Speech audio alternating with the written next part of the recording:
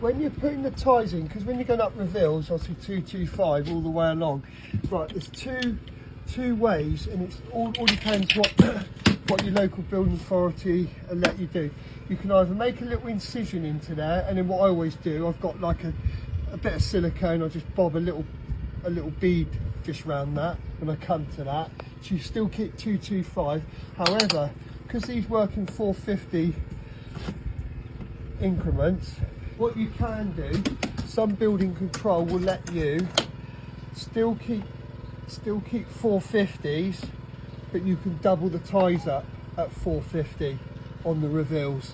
So basically, you know, you're not going 225 all the way up, so it's just be, so the next, so imagine this one right here, so you'll just have two ties in there doubled up and then all the way up. So they will let you do that as well if you didn't want to make that little incision, because it all depends where it always works. Look. And then what we do here, look, on this Surecav here now, which I'll go through, we've got cavity closures in there, so we set that back 30mm.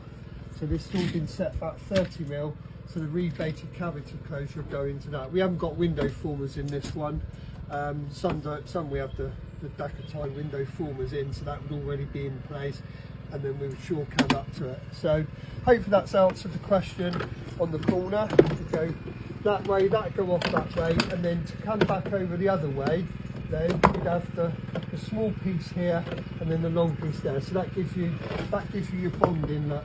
So we've bonded it. So you've bonded it like brickwork, half bond. Okay. Hopefully that's been some help. But